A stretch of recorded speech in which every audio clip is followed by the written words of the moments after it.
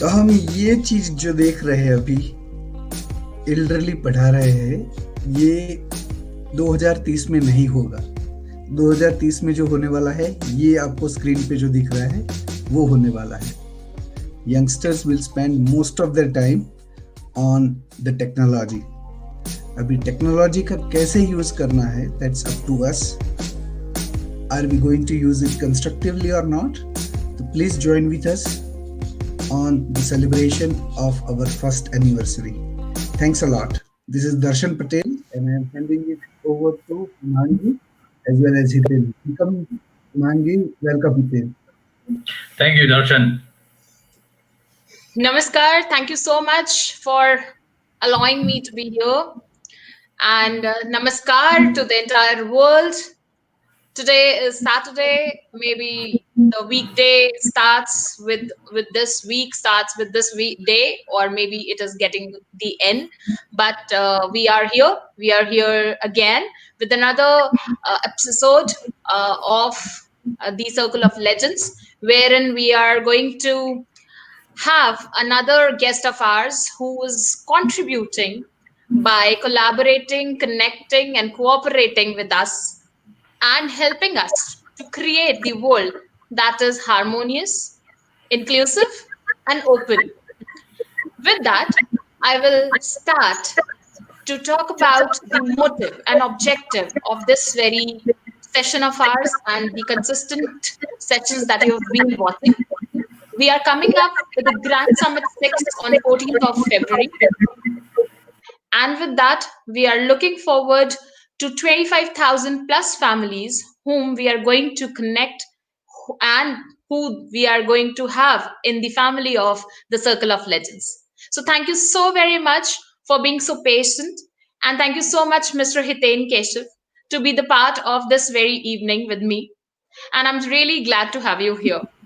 So as we know and know you as a conventional, rather the unconventional CA, I would like to know your journey about being the person who actually, got the education and then became the unconventional. What is your message about being a student, then being an unconventional professional?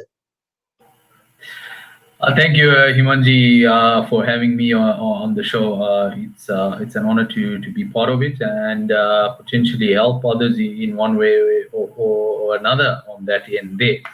Just in terms of the whole unconventional CA aspect and how it came about is a lot of individuals when I got into the CA field. And qualified as a CA, categorized us as number crunchers, individuals that are more back office staff and have a little heart or little emotion to themselves there. And the entire objective around the unconventional CA is to change that focus to those who are wanting to go on that, embark on the journey of the CA, to know that CAs are not only limited just to knowing numbers and finance only. There is more to a CA, a human aspect, for a better description of it. And that comes in through what you build from a self-development aspect in your mind, and how you also perceive others in your work environment, be it those that are above you or even those that are working for you under your leadership on that end there. The personal philosophy I've built is something called bottom-up leadership, and that focusing purely around empowering of individuals, whether it's in their own personal capacity or giving back to individuals in their own businesses in one way or another. And it comes through my journey in life. And I qualified as a CA in 2012. And I then embarked onto the entrepreneurial road. And it was a very difficult time for me, probably for my first 4 to 6 years. A lot of struggles through rejections, finding my feet, and I didn't take advice from my father at the time, because I saw him go through hardships and come through it successfully. So I said, if he is capable of doing this, so can I. However, not realizing that the world is not the friendliest of places out there when you don't know many people, and you don't have sufficient experience behind you on that side there. And in that 6 year period, it's taught me who's the person that I don't want to be and who is the person that I want to be. And Amazing. ultimately, Amazing, Hiten. I think this is the best thing to know, that an individual, a person, a professional who is so dynamic and of course has really worked hard for his achievements. I would just like to understand. You said that, you talked about human touch, you talk about humanity, you talk about people not being able to pay back. What is your call, being a professional who is from the finance, being a CA? What is your call when you say that, okay, I generally don't talk about only numbers, but also the people who are looking forward to the humanity and the touch? What is your message about it? look, the message around this is more personal related in your lifestyle yourself, finding that balance and compromising to know what is the lifestyle that you're wanting to live as a human being that is ideal for you, and what are the sacrifices that you want to make in those aspects to attain that day. Often people chase the CA title because they believe that it's going to bring them a lot of money and this entitlement and status quo, not realizing that, when you move into the working world, there are sacrifices that you have to make from a lifestyle perspective, and finding that fine balance between what makes you happy and what you need to do to have a living itself. So, that living is more about, okay, I need to earn income, I need to have a good, sufficient wealth base to live a life. But do you live a life that then is happy and driving a passion within you? Or are you living a life just to earn a living itself? Is the question and definitive point here. You have to move through there. And that goes through then deciding where do you want to go in life. If you're continuously chasing status quo and chasing a title and wanting to be on the CEO of this next big company there, you will quickly find out that your time gets absorbed into work in such a way that you don't have time for your personal life. And there is that fine line that you try to define on that end. That's why I speak a lot about mindset and the human behavior aspect. And there comes my next question, Hiten. I would like to understand.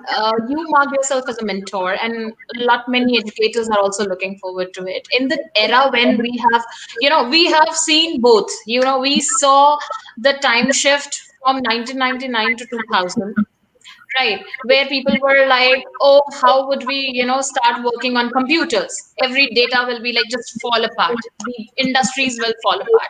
And now in 2020, when we were heading towards 2021, the catalyst COVID acted as, and due to that, the shift, the entire transition, happened when people were looking forward to the education through the technology. But obviously, there is a complete set of digital divide that we are looking at. I would like to understand your call on being a mentor and to earn a mentorship.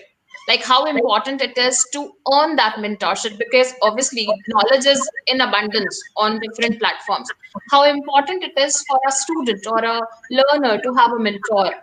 And being a mentor, what do you think about it? Personally, I would say and highly recommend any individual in whatever industry you are, go and find someone who is that sounding board that you can pick up the phone and say, what, I'm stuck in this situation. What are your thoughts? How do I get out of it? What's your experience in that day? Because that is knowledgeable advice that you would never ever have had in the past. And it's also practical living experience that an individual has gone through there. Mentorship for me is prime to succeeding in life. And I strongly suggest both people who have been there and done that they give their time to those individuals who are serious in learning about it. And if you're going to embark on finding a mentor, ensure that you're also serious about that there, because I've done this mentorship journey now as a mentor for probably 14 months now. I've quickly identified that you get those candidates that are very serious about it, and then majority of them, because this is done pro bono, I do this out of passion and love to help and empower other people. A lot of people then think, because I'm not paying for this, I don't take it very seriously. And that's then when you find out those that are going to be genuine leaders and those that are just there to live a life itself and not drive a passion and embark to something bigger and better on that end. So when you say that we need to be both ways, confident as well as conscious while picking up a mentor or being a mentor, I just want to know one more thing. What is the significance of being submissive to a mentor? How the system of belief helps in that? So, the key thing when it comes to a mentor-mentee relationship is having mutual respect for each other. As a mentor, you often advise, however, you don't enforce on it there. And as a mentee, it's important to keep an open mind to say, this is something new I'm absorbing. However, it may not necessarily apply to me at this stage in time, so I don't need to implement it there. And having that clear understanding and mutual agreement upfront sets you up for success in the future on that end there. I can clearly understand the kind of programs that you must be running, Hiten, as I've seen the entire profile and I'm talking to you. It's glad to hear from you. I have also noticed a few things, and I'm coming to that, wherein I would like to know that you are staying somewhere away from India, but your belief system is a bit Indian. I'm talking about the religious aspects. How easy or how difficult it is for a person who is working as a global individual to carry his own, belief system, and with that comes the role of compassion. So how important it is for being for a person to be compassionate while keeping your own belief system intact and being very confident about it. What is that quality that helps? For me, around the compassionate perspective and breaking it down into the culture aspect, one has to ask one question to themselves, and that is, why is it that I exist today in life? What is the purpose that I fulfill? What is my why? So if you look at the Simon Sinek, he talks about your why, and he applies that to you as an individual and to you as a business in terms of what you do as a business. What's your why? And when you can identify with yourself, what's your why and why do you exist today to serve a purpose there, the rest automatically will flow. And that compassion will then either come to you or it doesn't fall to you on that side. Okay, so I think we have another question from a viewer of ours. What is that one single main quality to identify if one can be mentored? So, an aspiring mentor, what that very quality should be there in a mentor? So the key thing, from the mentorship perspective, is listening before advising someone there, because we've been on this journey already. We're sometimes subjectively automatically assume that we know the answer for the individual on the other end. However, having that listening capability where you absorb all that is provided by the mentee to you, and afterwards you then translate a potential solution or your own experience into something similar, will then result in a lot more fruitful discussion instead of just assuming that this is the case and the answer itself. So I will just wind up with our things very quickly. I would like to know what comes in your mind when we talk about the compassionate connect. Compassionate connect for me is all about giving back to people, and how I can help and empower someone else on that end there. Compassion sits close to, when I think of compassion, the first thing comes through is my heart there. So what in my heart can I then do better and cleanse to purify the world out there? Thank you so very much. I just want to understand one more thing, Hiten. I just would love to know your understanding for the technology that can help a lot many people, specifically the students and the individuals who are not very close to technology. So I would just like to know what would you give them as a message? Why should they use technology for their betterment? Why? So Because they certainly. are working, since long without utilizing that.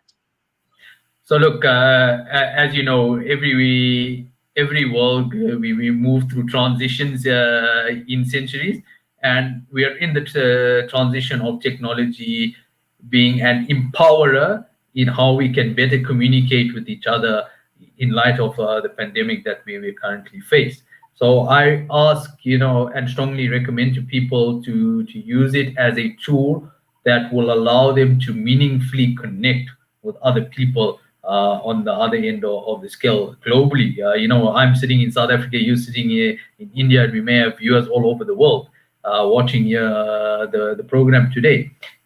It just shows that learning that you can absorb, depending on how open-minded you are up there, will allow you then to embrace new challenges and opportunities that will improve your life for the better. So where to draw the line, Hiten? That's what you said, that there is a very minute line, where to draw the line when the students are there who are actually getting very much inclinated towards the technology. And there are a lot many people who are finding it difficult to adapt it. So what is the balance? What three qualities or words would you, define them with? So the words I would call it is a not to-do list. Often we have a to-do list in life where we say we want to do A, B, and C, D, and all of that. But often we don't have a not to-do list. And a not to-do list is imperative when identifying the things that you don't want to get yourself involved in. And having that reminder, as an example, I'll give you, for me, I switch off from my cell phone and technology at 7:30 in the evening. I don't have it in my sight at all. So until 6 a.m. in the morning, after I've done my prayers and all of that stuff, then I'm back onto my technology, onto my phone. And that I make it as an imperative that not to do. I will not look at my phone after 7:30 p.m. in the evening. So those are things that help on that end there. Okay, this was really great. I just want to know what message do you want to pass on to our viewers who are listening, who would be either participating or, being volunteers on this platform of the Circle of Legends, for joining us or maybe identifying the use of technology for the betterment of humanity. Look, the message that I'd like to send Let's out to simplify it. The message for below 13 years old. Well, the message for below 13-year-olds, I'd say use technology to your benefit and don't use it as a tool that is only there to communicate with friends out there. There's a lot of learning that one can take from it there. So be wise with how you use it. Great. So the message for below 16. Well, I'd say below 16. I'd say if you're below 60, you'd have to adapt by now, because 16, the teenage. Below 16. Sorry. All right. Okay. Cool. Yeah, below 16, it's the exact same thing.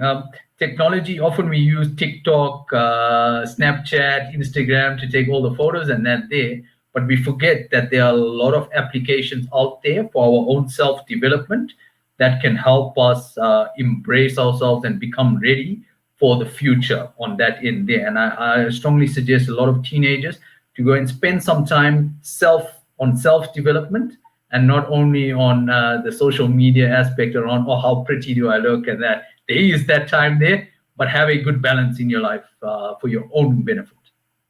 Last, the ones who are the aspiring entrepreneurs. Sure.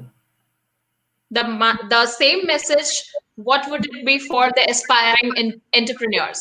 Because you said there can be a time when one should not be looking at the phones or digital equipments after 7:30 or 8 or maybe 8:30, but the ones who are into entrepreneurship, they are working round the clock. It's very difficult for them in the initial graph or of their lives, when they have to control that. So what is the message for them?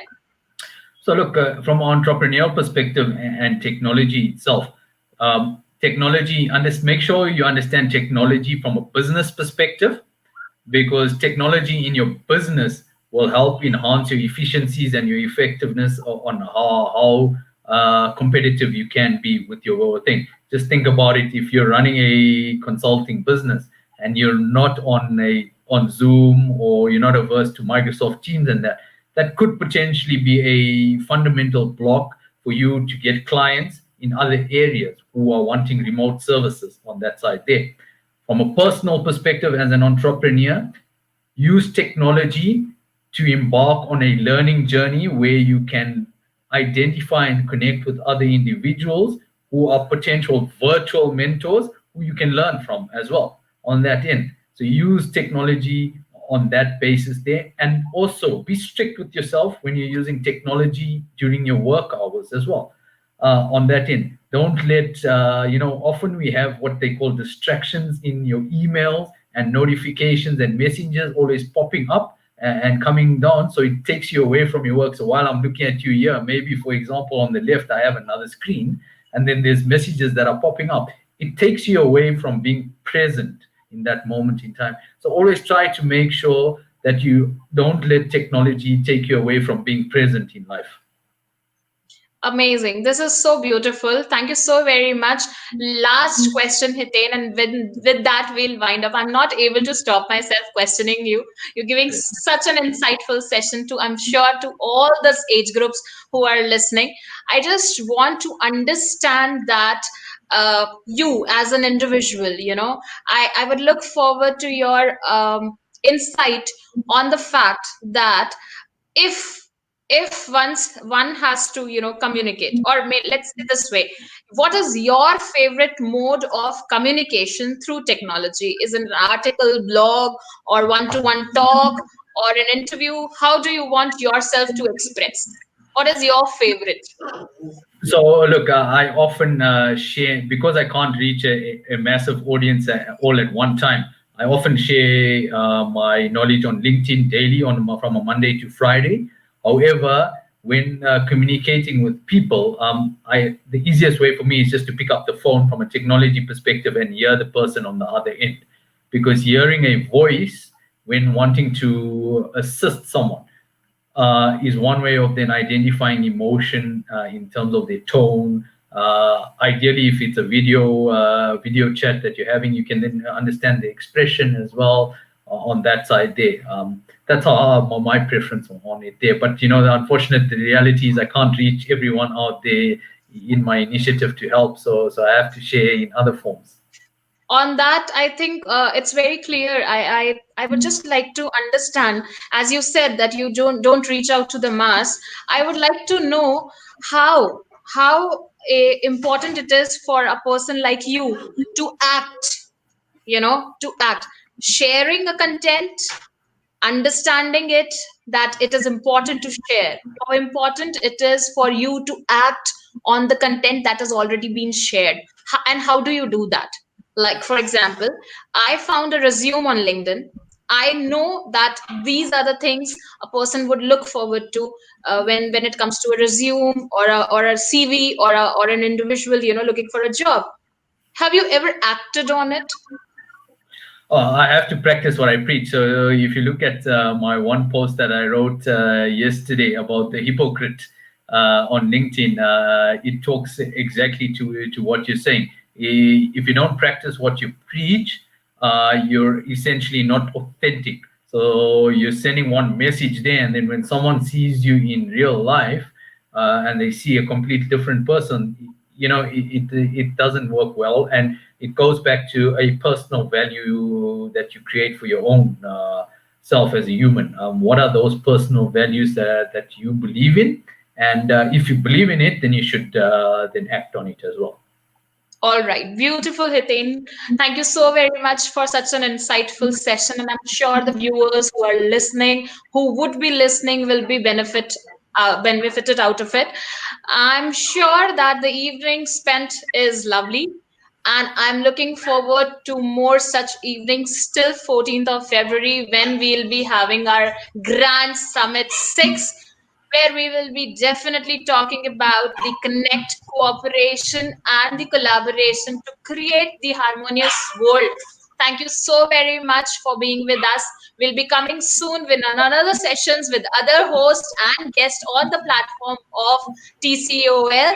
And with that, I will take your leave. Namaskar.